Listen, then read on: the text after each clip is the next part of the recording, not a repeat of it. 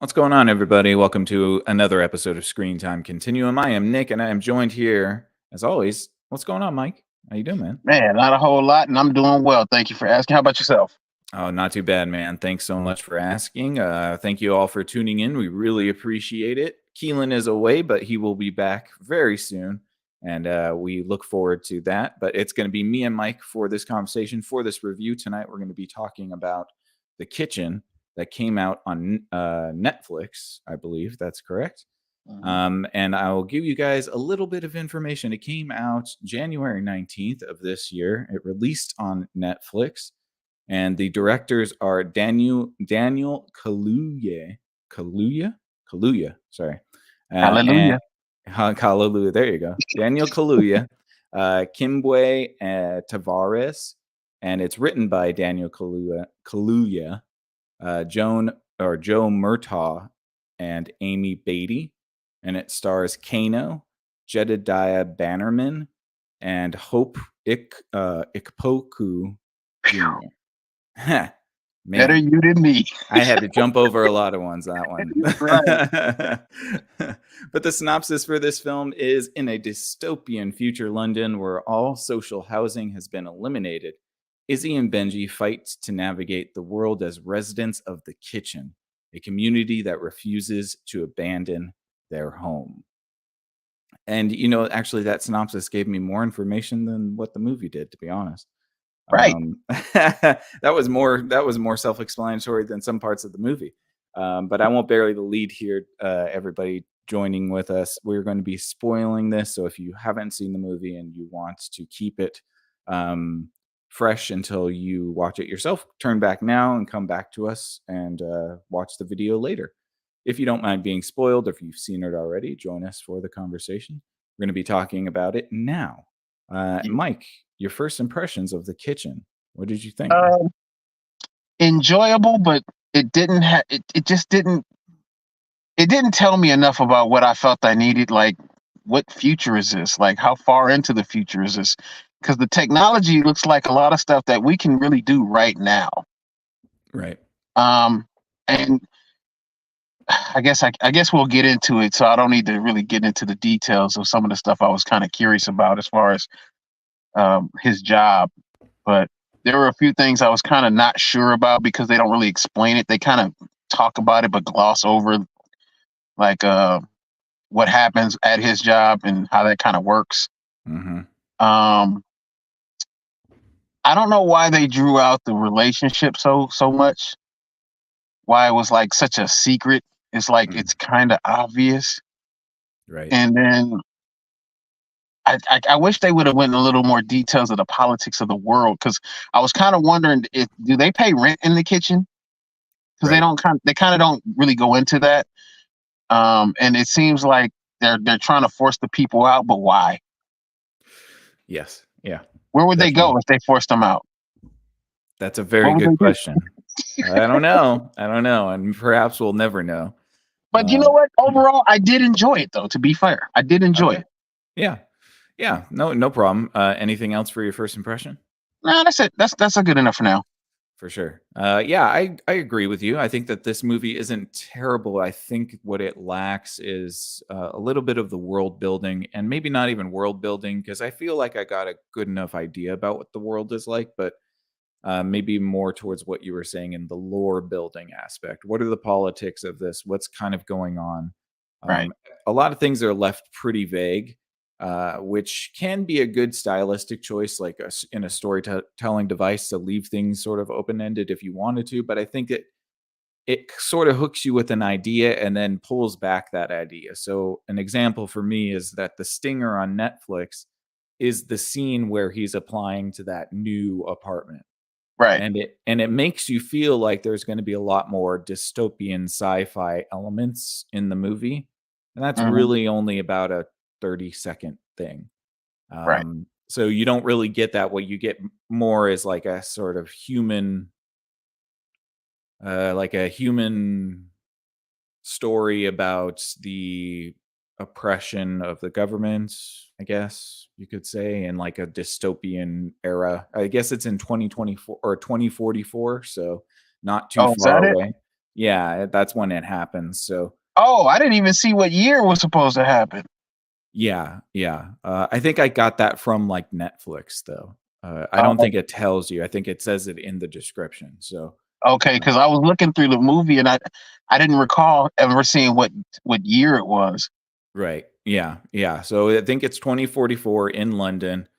Like the description we read here, it's this the idea of socialized living is being eradicated, which I guess you could probably say is more like affordable housing in America, right? Like that's kind of what they're Well, talking about. I guess because it kind of reminded me of like projects, but instead of built Hmm. out, they're built up. Right. Yeah, like giant tenements. Because in Yeah. LA we have projects that are built out, over space, whereas in New York you have these large apartment buildings, Oh, high right. rise. Mhm. Yeah, and it's much more like that, and it seems like, most of London is quite sophisticated. That it looks like kind of a futuristic world. It's a little bit cyberpunk-esque. Yeah, Um, in drones its everywhere. drones everywhere, lots of big skyscrapers, very, beautiful looking, but we don't really focus on any of that, and maybe that's kinda where some of my problem was there was no juxtaposition between the high society and what was going on in the kitchen. Oh, About hello? that. Oh, okay. Um, You're good. um, yeah, because it seems like if they're gonna push it like this technologically advanced society, you think they would do a little bit more as far as more than just drones and pop up HUDs, heads up displays. Right. Because that's really all it kind of was. Because even he's brushing his teeth, he's getting heads up displays about messages and stuff, and that's like, yeah, but we can do that now. Yeah, the only thing that was sort of semi-futuristic, and it's not that far off base, is the pod living that everybody was sort of living in. Even in the nice area that Izzy, the main character, gets upgraded to after probably working a very long time to get his social credit score up Right. to enough. It was still a pod. It was actually looked kind of smaller than his place in the kitchen. Don't you think? Yeah, probably. Give me 1 second. No worries, man. Yeah, so the basics of this story is that we follow a man named Izzy who lives in the kitchen. The kitchen is one of the last affordable housing tenements in this cyberpunk near future London. He works at a funeral home in which the new thing for society to do is take your loved one's remains and plant a tree with them. And so he works in like a nursery slash crematorium where they take your loved one's remains and then they plant a sapling that stays with them for a little bit. And then they promise that they're going to send it somewhere beautiful so that it can be planted in the world. And that is the new way that people are handling their dead bodies. He notices while he's working one day that there is a funeral happening at his workplace, and he sees the person's face. It's a picture of some woman that we suspect that he knows. So he goes to the funeral and sees that there's nobody there except for the administrator of the funeral and a little boy. And we find out that this little boy is Benji, and it's his mother who has passed away and is being cremated to turn into a plant. Um, I think Benji finds out or sees or notices him in the funeral, but Izzy manages to leave before the funeral is over. They meet outside, and Benji asks Izzy if he's his father, because the movie sort of suggests that Izzy has some sort of intimate relationship or at least knows this woman quite well, well enough to be visibly upset about her passing, but not necessarily well enough to have known that she passed away. So the movie definitely sets up this idea that Benji, the little boy, could be the son of Izzy. especially since he says that his mother told him that his father lived in the kitchen, which is where Izzy is living currently. And this is kind of one of the points where I feel like this is sort of a bait and switch in the movie, is that it did from the stinger feel like it was going to be a lot more of the sci-fi elements. Well, what this really comes down to is a sort of like, like a lone wolf and cub story where the lone wolf gets, has a cub thrust onto his life. Everything is Right. going sort of like the right direction for him until this child comes into play, and he has to sort of choose between wanting to get out of the kitchen and also wanting to take care of this kid, or at least make sure this kid doesn't fall through the cracks. Right. You know, it was almost blatantly obvious to kind of the way they set it up. Like, yeah, that's got to be his dad. Because why else would they even Yeah. make the suggestion so early on and so Yes. directly? Especially when he just sees, this dude just kind of stand there for a moment, and then, he sees him later on the street. He's like, "Are you my dad?" Yeah. I'm just like, "Well, duh." And then it's like they don't really go into the details of it, but you get the notion like, yeah, this must be his dad because he doesn't seem to want to say no, but he don't want to say Yeah. yes. And it's Right. like, so are we talking about a deadbeat dad situation here? Is this what this really is? I mean, yeah, if Yeah. you want, yes, yeah. If you want to be discharitable, then yes, you could probably call it a deadbeat dad situation. I mean, I would think that perhaps Izzy didn't know that he had a son. I don't believe that. But then again, I think the movie also suggests that perhaps Izzy isn't even his father, and he just makes a decision at the end of the movie to sort of comfort Benji. So we'll get to that. Maybe we can pick Well, that see, now apart you're a making little. my head explode. Yeah. All I'll say is that it is quite possible that Izzy is actually not the father. We'll talk about how that plays out in the end. But I wanted to ask you, would you, if you lived in the kitchen, would you be okay with that damn radio DJ piping into your house all the time unannounced? I just kept thinking to myself, God, dude, I don't want to. If like that'd be the worst part of living in the kitchen is hearing that dude over the PA or being piped into your house all the time. Come on, I man. mean, I have to assume you can turn it off if you want to. I have to Yeah, assume that. yeah. Because if you Yeah, can't turn that off, then yeah, that would piss me off. yeah, Because it wasn't like it was terrible. He was playing the jams. Well, a couple of yeah. jams. Yeah, but Couple like of them, his but- his little pep talks about who is we and all of that stuff. I'm like, come on, bro. We're all living in squalor here. Come on. Hey, let me ask you this, because Mhm. I just, out of curiosity, did you feel like his reaction to the Kitchener dying was his dad? Izzy's reaction? Did Yeah, you think that would? Oh, maybe. That kind of felt weird to me because it felt like everybody was so struck by it, and then there's this like 5 minute long singing piece that's like a montage of things happening. right. And like that felt strange that it was relegated to this radio dude who really is just kind of he's basically, if you guys played Fallout 3, he's 3 Dog, isn't 3 Dog on Freedom Radio or whatever. And I don't got that reference. Yeah, I think it's 3 Dog on Freedom Radio or something like that. In Fallout 3, there's a radio station, and basically he sounds exactly the same. It's just like same personality, same type of style. But it was a little bit weird to me that the movie made such a big deal out of him dying, in particular, that it did make me feel like there had to been something more significant about him, but it doesn't really tell you. So I'm not really sure.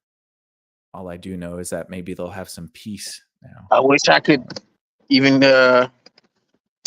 comment on that, but I didn't play that particular Fallout. So, Oh, sorry. yeah. Well, that's all to say that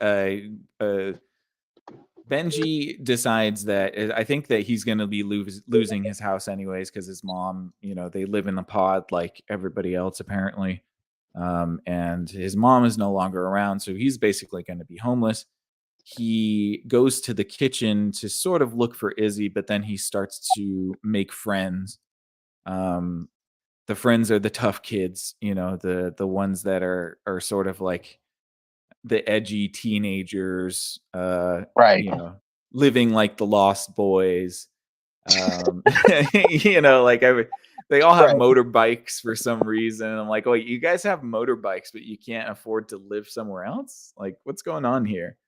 Y'all got lots of stuff for people who can't afford to live anywhere else. Right. But yeah, so he kind of falls in with them, and Izzy gets upset at this because he thinks that those kids are a bad influence. You know what I would have liked to see more too is that the kitchen is assumedly this utopia where there is no problems except for the police raids, right? Right. Because There's like no there is street crime. yeah, right. There's no crime. It doesn't seem like everybody seems pretty friendly with each other. It seems like Right. there's not It's a many issues. community. Yeah. Which I kind of is like, okay, but it would have been cooler to maybe have those kids that Benji was falling in with be either, I guess they are kind of rebellion people towards the end, right? So I guess that I does mean, make but sense. only in the sense that they're retaliating for what the authorities was doing. Right. And we don't even understand what the authorities are actually doing. All we know is that the police come in periodically, they raid, they steal people for whatever mysteriously weird reason, because that's never explained. But they take people away, and we know only one person actually dies from that. Right. Yeah, and I think that's what the movie suffers from a little bit too. There's this ambiguous idea that this is a totalitarian government that's doing something terrible, but we don't really know anything outside of the fact that they're taking these people out of this squat. It's basically a gigantic, like tenement that is not their property that they're squatting on. Although I don't understand how you as a government allow thousands of people to squat in a particular place for such an extended period of time that people have lived and died there. Right. And I'm sitting there wondering, do people pay rent to live there? Are they living rent free? Because I know when he tries to move into the better location, he got to have 4 months rent. That's right. Yeah, it's fair enough, right? Yeah. Is he having to pay rent at the kitchen? I have no idea because we don't. I would never move from there if I wasn't having to pay rent. Yeah, exactly. Which I guess would be the only benefit of that, right? Because the conditions are shared bathrooms on every floor, and you're basically having to. The government is sanctioning like supplies to the area as if they're like a foreign country. I don't know. Right, foreign aid being drop shipped in. Yeah, and then they're forcing people to not have water. Which, why would you do that? What is the economic state of that country where you have to ration the water, or is it just your way of trying to force people out? And if that's the case, why not just shut off the water completely? Right. Or this is kind of the thing too, is I think that like, I guess we're supposed to assume that the world has become so corrupt. Like this is where we get into like the current day, right? And where we get into like political commentary about how the elites don't care about people and they would do this to anybody and they would round up people and take away children from globalist. their. Yeah. And I guess am I not allowed to say that? I don't really know.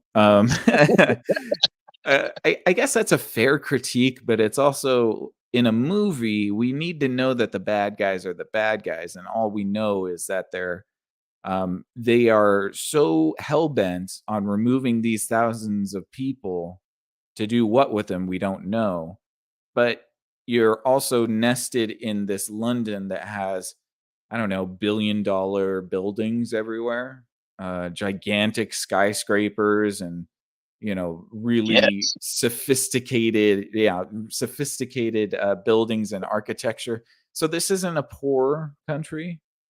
So the only thing that you can think is that it's just government evil and trying to hurt poor people, I guess. That's the only takeaway I could come up with. Yeah, because they don't really decide to give any color to that any deeper than that. Just government bad, they hurt poor people. Just out of curiosity, though, did you see any black cops? No, they were all white. But I I was do know wondering that a that. lot of the residents from the kitchen is very diverse. But being Yes, that it's London, yes. I didn't see any people with little hats. I didn't see any English people very much either, though. Right. So I Yeah, don't who knows? understand what the heck's going on here. I mean, if you wanted to dip into our predictive programming episode, we could talk about, the asylum seekers that go to places like London, and perhaps that this is what the government has planned to do with them, is put them in these tenements. But see, that's Um, why I said there was no right, people with little hats. right, right. Yes, right. So Yeah, I'm saying it the safe way. yeah. I know, I know. Yeah, Because I it don't doesn't make know. any sense. I mean, It you see doesn't. this diverse multitude of shades of colors of people from the very pink to the very dark, Mm-hmm. Mm-hmm. but you don't see the actual makeup of that area as far as the No. people, because that area is so diverse that there are people with little hats on both sides of it, that live in those areas, and you don't see any of that. You don't see any. I mean, I guess you do see like some of the black folks that live in those areas were Caribbean, some Yes. of them, Mm-hmm. but you don't really. I don't know. It's just the diversity seemed off.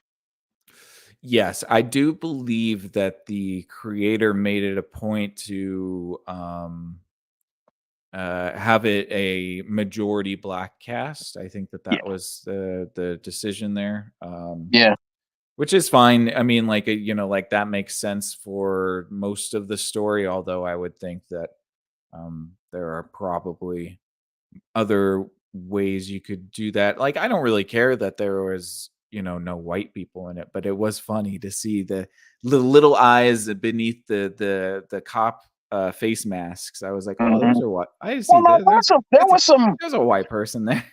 Well, there was some folks from the Caucasus Mountain areas. I think there When was they a ginger. There was one ginger, and then there was like a Middle Eastern dude.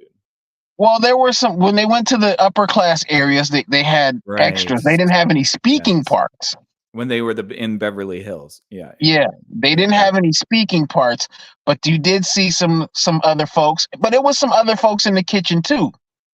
It just they were sprinkled here and there. You had to Yeah. really, kind of look for them. That's what I'm saying. They had them. He had to wear his Um, Waldo. right. Yeah. Well, that made me Yeah. think of a meme somebody showed me recently. Oh, okay. Man. Yeah, no, I think that, yeah, there is a little bit something off about the makeup of the area that we're in for sure. It does feel like there's like maybe there's a story about racial injustices as well, but this is also England, so how much are you importing like the American politic into the English thing? I don't know. Um, but yeah, so what happens? The place gets raided a lot. Like I think it happens about 3 times in the movie Yeah. that they No, get raided. yeah, something like that. Yeah. Yeah, and people get body snatched with these raids. You have to. I guess the game is that when the police come, everybody bangs their pots and pans to let everybody know, and then you have to run inside your little your Well, that's a pod. hood thing for that's been a hood thing forever. Mostly with Right. gangbangers, in LA, you have a lookout and he signaled Yes. to everybody else. Right. Fair But enough. it wasn't so Yes. much a community thing like it is in here. Yeah. But the game is that when the police show up, you have to go run into your pod and close the door, and that magically makes you safe. I think you got to shout "Ollie Ollie Oxen Free" too, but I don't remember. Right. Yeah, and so Well, that is until the very end. right, exactly. Then until the very one time that it doesn't work, but apparently most of the times it does work, where you get to shut yourself into your little pod, and then the police don't bother you, or they I'm a come. little surprised though because it Yeah. takes the Kitchener getting taken out, and Hmm. and the Kitchener is the for clarity is the radio DJ. Yes. He gets attacked, and we kind of didn't get to it, but I don't see like it. I don't think it's a problem to just mention it now. He No, gets not at all. killed in a police raid. Um, and it's broadcast live over the radio where they're beating him to death. Yes. You even get a moment where it does sounds like he's pleading for his life, and then they cut the radio off, and then that's done. Now, Right. after that, though, there is a scene where the community finally, led by the little young rabble rousers, Yes. the teenagers, block a group of police in from a raid, and they finally block them in and into a small area and start throwing glass bottles at them. Mm-hmm. I don't see how that was so effective since they're wearing riot gear. Yeah, there isn't a whole lot of effectiveness. Maybe that's supposed to be a part of the point too, right? And it's like these people are powerless, and I was just waiting to see if somebody threw a Molotov. That would have made a point. There was a moment in which Izzy is talking to Benji about not getting mixed up with these guys because they'll bail on him the moment a Fed is killed. And I was kind of waiting to see that happen, but that never really happened until kind of the end, I guess, right? Right. When they go into the Beverly Hills area and they scare the upscale Negro family, or the very light skin. The very light skin, yes, the very light skinned black people who were just minding their own business, by the way. They were not doing anything bad.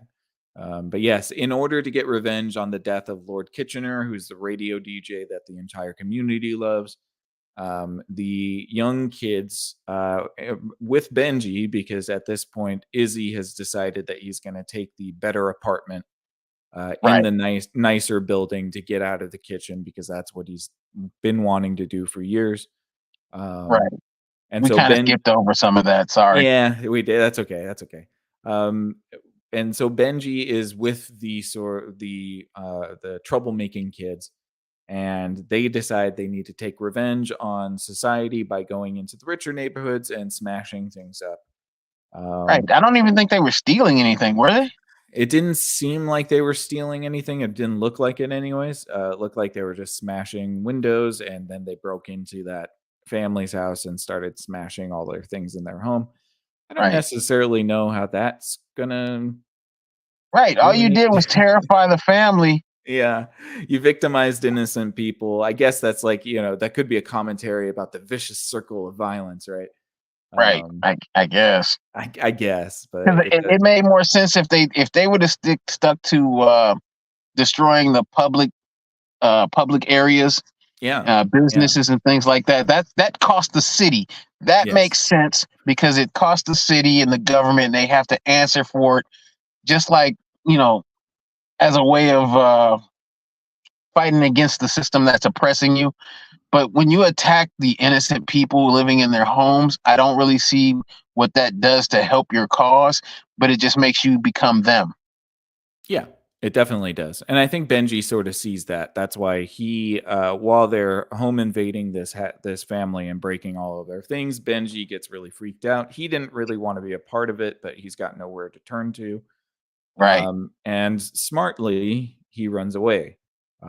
He doesn't participate in the violence. He decides to get the hell out of there, which I think is a smart move. You know what's funny about that? I saw a commentary about the movie Boys in the Hood, and they said the best part of that movie is when he got out of that car to go when they went to retaliate against Ricky's murder. He gets out of the car and nobody holds it against him that he got out of the car. They still his friends after that. Right. And I thought that was a powerful thought that I never considered until they said it. I was like, wow, I guess that really is, because in today's society, there's all this peer pressure that, if you don't want to go kill people with us, you a buster, or I guess that's an old people term. I don't know what people say about each other nowadays, without using cuss words. Yeah. But you're a terrible, you're a flim flamming son of a gun. Right. And it kind of reminded me of that scene when he leaves, but we don't know if he gets any kind of ridicule for it, but we do know he leaves, and that makes sense to me. Because he's not about that, and Izzy didn't want him to be about that, and Izzy kind of predicted that this was going to happen to some degree. Yes. And that's a fatherly thing to tell him. Yes, definitely. And I think that Benji just wants somebody to care about him, and I think that uh, the the group of young ruffians um, provided that for him, especially Right. after his Well, mom passed. So that's gang culture. I right. mean, like currently right now, because a lot of kids don't have that parental nurturing that kids desire, that Hmm. structure of discipline and things that they need. They don't have that, so they turn to gangs because there's definitely structure in gangs. Yes, It might not. hierarchy, It, all it, of that. it Yeah. yeah, it's definitely not an easy life to live, but there's rules to it, and you learn the consequence of those rules pretty quick. Yes. Yeah. Sometimes for the last time. Right, right. Yeah. Yeah, no, I'm glad that he didn't participate. He decides to go back to the kitchen. And that's where Izzy finds him. And Izzy, in a sort of a gesture of, caring about Benji and not necessarily wanting to leave him behind, brings his mom's sapling to him. Because we find out over the course of this movie, Benji keeps asking where his mom is going to be planted. And we find out that the company that Izzy works for, they just kind of get rid of the plants after a while. Is And that what it is? Because I'm yeah. glad you brought it back up because I wanted to talk Mhm. about that a little bit. Sure. So, is the plant actually made up of the cremated remains, or is that just what they tell people? I mean, there are companies that are doing this right now, so I think that it is the cremated remains. Then again, you would probably have to like third party test it to make sure Right. that they're actually your relatives' remains. If you want to get into some dark macabre stuff, check out what's been happening recently with funeral homes saying they're giving you that your loved one's ashes only to not be giving them to you at all, and Right. using their bodies for selling. um that's been happening Medical a lot. research. Yeah, not even medical research, man. the Uh, body the body parts market, there's a whole market of people who will what? just buy body parts. Yeah. Well, I mean, that technically exists as a black market and a regular market Yes. Yeah, because you can sign up definitely for is. free or you can sell it. Yeah, yeah, yeah. Yeah, Clearly, so as being locked in the trunk, we found out. right. So Izzy feels guilty about the fact that Benji's mom's sapling likely will go into a dump because Right. unless you're rich enough to be able to have them transport it to a forest, they just throw it out. Um, But why even tell people you're doing that if you're not going to do that? just to fleece them for their last bits of money. So just another evil corporation situation. Yeah, yeah. Business is bad. Oh Be man, we. I mean, like this is very much like the because so you few know people die nowadays. yeah, the socialist utopia of the kitchen, where the radio player keeps talking about we, and there is no I, it's we, and when we or whatever, blah blah blah. Um, and the fact that there's no crime in this socialist utopia, and that that any business is intrinsically evil and every government is intrinsically evil. I mean, like that's a take to have, but I don't necessarily think that it's that meaningful because it Right, just seems like a contrarian idea. Um, right. but yeah, so Izzy brings back the sapling and they have a kind of a nice moment where they talk with each other and they go out into the rooftops of the kitchen to plant his mother in a bigger pot and have her be out in the sunshine, which is nice. It Hmm. was a good moment. Yeah, But then, oh very no, father sonny. yes, very father sunny. But then, oh no, the police have arrived again for a third time. This is third time's a charm. And Izzy and Benji have to scramble back to their pod. It's a little bit hairy for them. They have to kind of slip by a few cops, and at the end, Izzy or Benji gets grabbed by a cop, and Izzy has to use a fire extinguisher to hit him in the head, which probably killed the cop. Yes. Um, I mean, oh, yeah, and oh. they manage to lock themselves into their pod, and they look out the window of the kitchen. They see all of London in its wealthy splendor, and Hmm. Benji asks Izzy, "Are you my dad?" And Izzy sort of Nods, says, yes. he nods yes and says, "Do you want me to be?" And that's when the door gets kicked open and everything goes Fade to black. fade to black. Yeah, Soprano style. I was thinking the same thing. Like, Yeah. oh, isn't that nice? Yeah. So I guess the argument can be made that Izzy was never Benji's father. He just said that at the end because he wanted to give him a little bit of comfort before Right. the police came.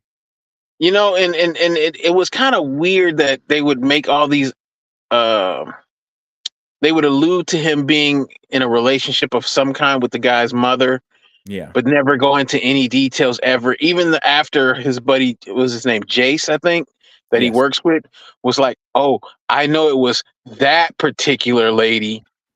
And he's like, you know, shut up. Right. And that's it. Yeah. It's like, well, you could give us a little something about that, at least towards the end. No, I think they wanted to do the non-committal thing to sort of leave it as like an inception moment of, is he really the father or not? I just don't think that they executed that well. And it's really not that meaningful because he could very easily not be the kid's father and still just have a heart and not want to see that kid, suffer. I mean, I dig that, but you know what? I think it's worst if you pretend like you might be without being honest with the kid. Like, look, I'm not your dad, but I can be if you want me to be. Yeah. I'm willing to take this role because I see something in you that I saw in myself at your age, because I didn't have any of this kind of parental care. I had to learn the hard way, and I don't think anybody else should have to go through that. Say that. Make that a reality for the kid. That would go so much further than just maybe. Yeah. Do you want me to be? Right. I think it really is that the movie is insinuating that the police come in and kill them. Oh, well, then that's messed up. Yeah, and I think that that's probably why, if Izzy isn't the father, that he would just go along with it because, again, he knows they're about to meet their final moments, and at least Benji can feel like he's with his dad. I don't know. It's kind of bleak. It's kind of cynical. I don't know if that's exactly the ending, but yeah. And what's up with the girlfriend, the little girl that he was all interested in? What happened with her? They didn't expand on that at all. And I'm not saying that I wanted to see them kiss with tongues, which was kind of creepy. Yeah. No, I don't know why they did. I think that really what they wanted to do with this movie, again, it feels a little bit like a bait and switch. They wanted to have more of like a day in the life type movie of like what it would be like to live in this world, which is kind of cool, but it's overshadowed by the constant infiltration of like police and this dystopian government thing that never really gets explained. So you end up kind of wanting to know more about that and not necessarily about what the people in the kitchen do to have fun. Right. I really didn't care all that much that they were having underground raves, kind of like Zion. So you got that vibe too, huh? Oh yeah. Good name, by the way. Yeah, exactly. Right. Yeah, no, I mean, like it definitely has its political points of view. I think that they're a little bit too ham-fisted to appreciate anything deeper than just a surface level critique of government and tyranny and this idea that it's just so non-committal too. I think that that's the problem. You didn't commit to what the threat was, why the government was tyrannical. You just kind of left it a little bit too open, and that just doesn't hook people. So yeah. Yeah, no, I agree with you there completely. Because I mean, cause I just thought it was odd that they would kind of try to build this relationship between the two of them, and then her mom gets zapped and hauled off, and then you never hear or see her from her again. Yeah. I just thought that was a little weird. I mean, there's moments in this movie, honestly, I feel like they could have trimmed out. There was a lot of silent moments, a lot of moments where somebody speaks and then they emote with their face for a very long period of time. It You mean feels when they're like they're eating their beans for breakfast? yeah, it feels like they were kind of trying to tease out more than what was here in the movie. Because Because there you was could no probably dialogue available. not a lot of the dialogue, and most of the dialogue was ADR, which is quite noticeable. What is There's ADR? so ADR is it's like when you record the dialogue after shooting the scene because the scene was too noisy and you couldn't hear the actors well, so they get the actors back into a sound booth and they record their dialogue in an area that has like perfect acoustics. And so that's why like when they're on the street talking to each other, it sounds like they're talking to each other like this, which is just doesn't feel natural for this setting. So you Gotcha. can kind of tell that there's a difference. Um, Gotcha. yeah, I guess but that's that where we get the soundstage ideas from. yeah yeah. But that's the movie. Anything else you wanted to add to it, man? Uh, I can't really think of anything else. Well, I'm still. It's just the stuff I already mentioned, really, because we don't really know about the rent situation at the kitchen, and then his job was kind of odd, so that was always weird to me too. But that's about it. Right on. Yeah. Okay. Well, then let's get to our ratings. Final thoughts and ratings. Let's go. Let's go to Mike first. What's going on, Mike? What do you feel? Honestly, I Yeah. enjoyed the story, even though there was a lot of holes in it. I enjoyed it for what it was. I give it a 6. Okay. Yeah. Right on. Yeah, I enjoyed this too. I didn't think it was bad by any means. I think that they could have probably added a little bit more lore to the story, maybe committed on what Agreed.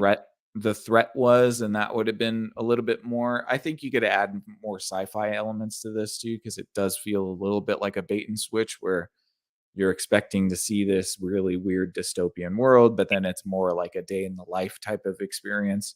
Um, that doesn't really run into that dystopian world all that much until the police are charging in the door. Um, the ADR was an issue for me. There was no real music that jumped out to me. There were some interesting What? what You didn't like the music?